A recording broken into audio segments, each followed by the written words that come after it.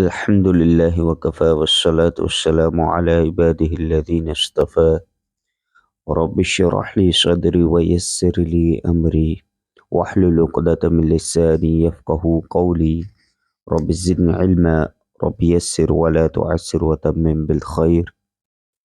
محترم اور عزیز طلبہ، مصدر سے 12 اشتقاق کردہ کلمات میں سے پہلا کلمہ ماضی، اس کی گردان گزشتہ درس میں ہم نے پڑھی تھی۔ ماضی کے 14 صیغے معروف اور مجہول کے وہ ہم سن چکے ہیں، پڑھ چکے ہیں، اور ماضی کے جو ضربہ کی گردان ہے اسی کے وزن پہ بقیہ چند کلمات کی آپ پریکٹس کریں جو آپ کو آسانی سے یاد ہو جائے، جیسے ذہب ہے تو ایسی گردان یا ایسے کلمات کی گردان ایک دو کلموں کی آپ مکمل جو ہے ماضی سے بنائیں تاکہ وہ اچھی طرح یاد ہو جائے۔ آج کی کلاس میں انشاءاللہ العزیز ہم مضارع کی جو ہے معروف اور مجہول کی گردانیں پڑھیں گے۔ تو شروع کرتے ہیں مضارع معروف کی گردان۔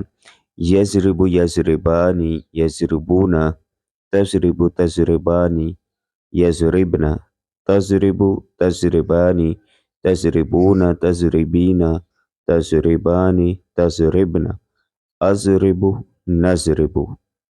اور اس میں صیغہ بتانے کی ترتیب آپ نے دوبارہ یاد رکھنی ہے، پہلے بھی ذکر ہو چکا ہے کہ جیسے یضرب ہے تو یہ کون سا صیغہ ہے آپ سے پوچھا جائے تو آپ نے سب سے پہلے صیغے کا نام لینا ہے، صیغہ، پھر یہ واحد ہے، تثنیہ ہے یا جمع ہے یہ بتانا ہے، تو یہ ہے صیغہ واحد، اور یہ پھر مذکر ہے یا مؤنث ہے، صیغہ واحد مذکر، ٹھیک ہے، اور پھر یہ حاضر ہے، غائب ہے یا متکلم ہے یہ بتانا ہے، تو صیغہ واحد مذکر غائب۔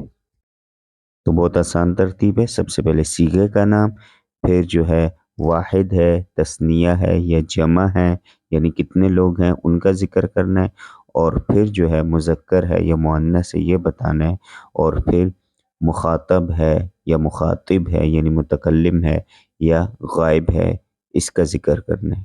تو یہ ہمارے پاس مضارع معروف کی گردان ہے۔ مضارع جو ہے، مضارع عربی میں، عربی زبان میں حاضر اور مستقبل کو مضارع کہا جاتا ہے، یعنی ابھی جو موجودہ زمانہ ہے اور آئندہ جو آنے والا زمانہ ہے اس کے لیے مضارع کا لفظ استعمال ہوتا ہے۔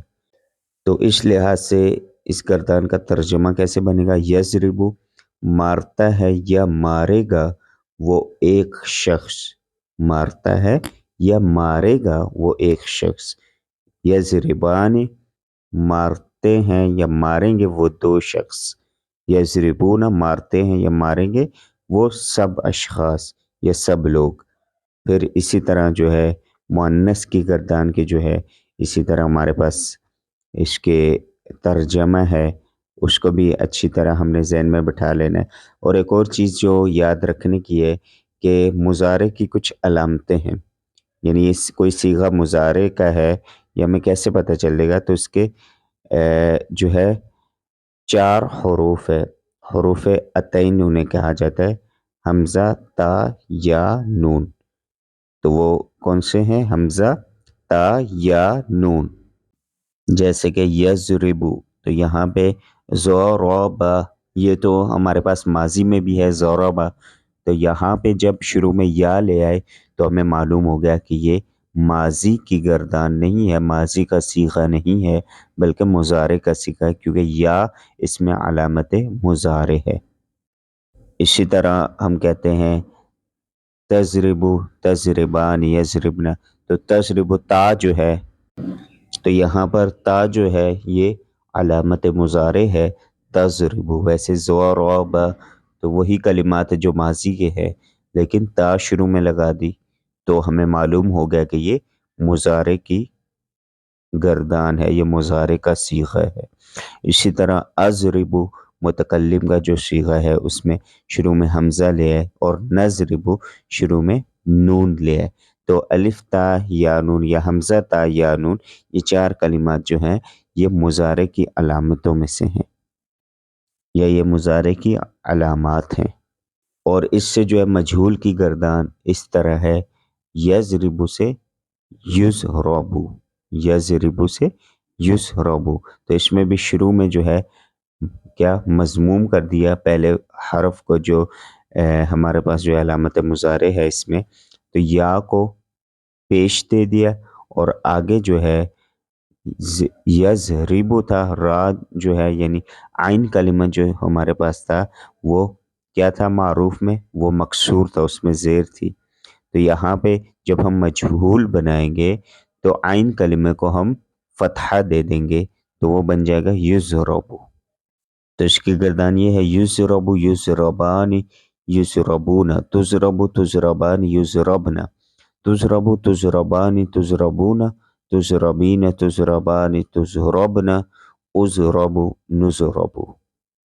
تو اس کا ترجمہ جو ہے وہ بھی ملاحظہ کر لیں، وہ بھی یاد کر لیں کہ یضرب مارا جائے گا، مارا جاتا ہے یا مارا جائے گا وہ ایک شخص. اسی طرح یضربانی مارے جاتے ہیں یا مارے جائیں گے وہ 2 اشخاص. اور یضربون مارے جاتے ہیں یا مارے جائیں گے وہ سب لوگ. ٹھیک ہے، اشخاص یعنی لوگ. تو اس مضارع سے جو ہے آپ نے مزید 1-2 کلمات کی گردانیں بنانی ہیں، جیسے ذہب، ذہب یذہب، اس کی گردان جو ہے آپ مکمل بنائیں. اس کے معروف کے صیغوں کی بھی، یعنی معروف کی گردان اور مجہول کی گردان. اور اس کے علاوہ کتب یکتب، یکتب کی گردان بھی بنا دیں. تو ذہب کی، ذہب سے یذہب اور کتب یکتب، تو ان کی ماضی کی گردانیں معروف و مجہول اور جو ہے مضارع کی معروف و مجہول. زیادہ جو ہے مشکل کام نہیں ہے، بہت آسان گردانیں ہیں. تو ان کو اچھی طرح سے بنا لیں اور ان کے ترجمہ بھی جو ہے وہ بھی اپنے ذہن میں رکھیں اور پریکٹیکلی کوشش کریں ان کو اپلائی کرنے کی. یعنی جب بھی کوئی صیغہ بولیں، جیسے کہ ہم کہتے ہیں یکتبو، تو اپنے ذہن میں کسی شخص کا تصور کرے کہ وہ ایک شخص کیا کرتا ہے، لکھتا ہے یا لکھے گا یکتبو. تو یہ ان گردانوں کے ساتھ جو ہے پچھلے اسباق کو بھی روزانہ کی بنیاد پر دہراتے رہیں. آج اسی پر اکتفا کرتے ہیں. اللہ حافظ. السلام علیکم ورحمۃ اللہ وبرکاتہ.